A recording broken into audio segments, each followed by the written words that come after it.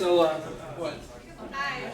Hi. So, couldn't really think of any jokes, so I just thought I'd tell some good stories. Well, recently this past summer, I went to Russia. And, you know, you always hear stories about Russia, and you never think it can be really that bad, but yeah, I was wrong. One of the things that happened is we had to take a train from one city to the next, and we had to board the train at midnight. It was a really small town, so it was a short stop. And we board the train, and it's 4 people to a room. I'm traveling with only 3, or there's only 3 of us traveling. So we realize we're going to be put with some stranger.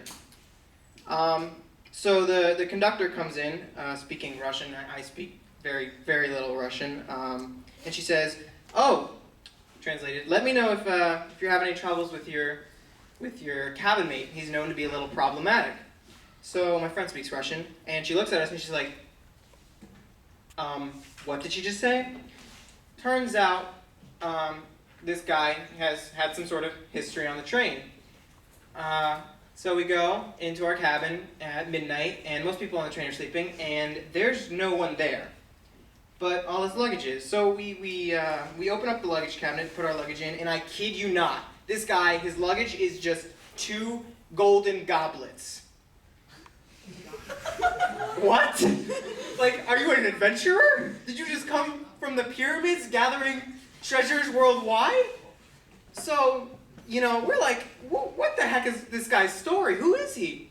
So we end up deciding that we're going to stay up and wait until he comes back in our room because, you know, we're not sleeping with some guy who has 2 golden goblets in his luggage. I mean, you don't know what he could do. You don't know what he could do with 2 goblets. I mean, if he had a knife, you know exactly what he'd do, but with 2 goblets. So anyways, we end up staying up till about 2 a.m. Still no sign of the guy. And me at this point, I'm absolutely terrified. I'm paranoid. I end up strapping my passport to my chest. So we decide we're just going to go to sleep. It's a lost cause. We're not going to see this guy. And we wake up at like 4 in the morning to this snoring.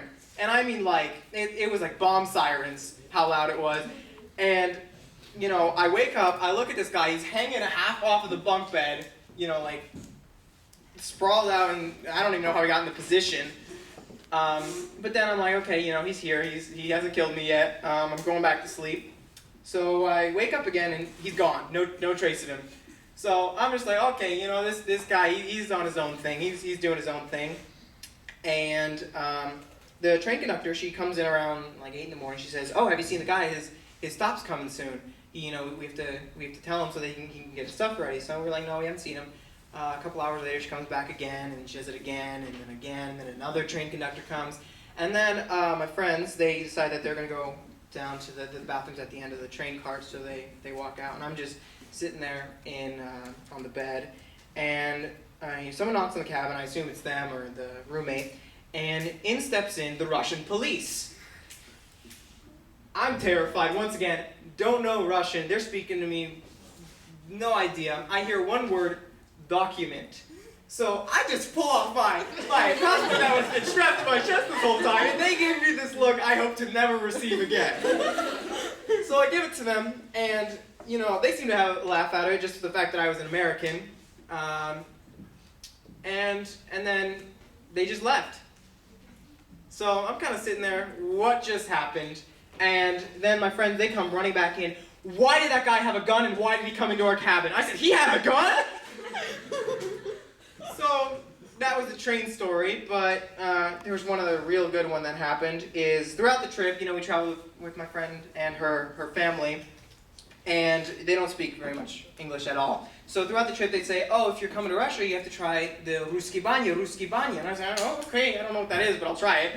So they kept saying that, and then eventually, around like a week and a half in, they say, "Okay, we're going to do it tonight," and then I realized it's a Russian bath. Now, some of you might know where this is going, some of you, I feel sorry that you don't.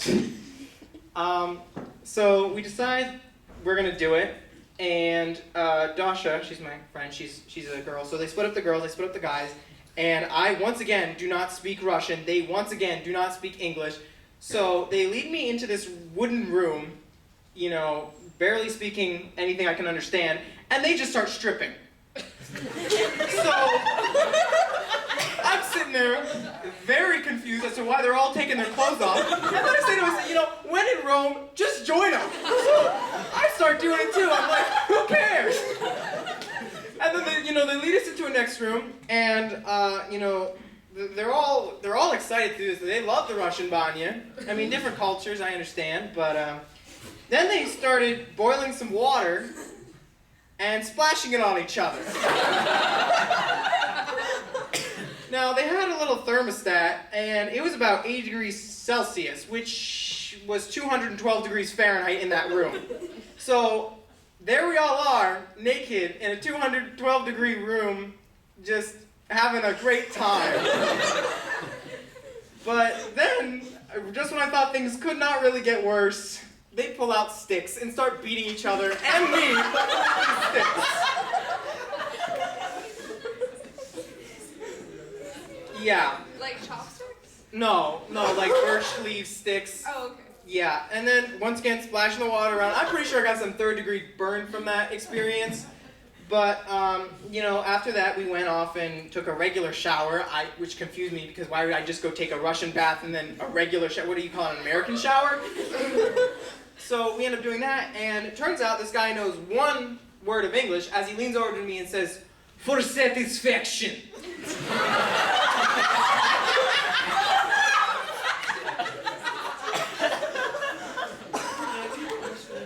Well, that's all. Thank you.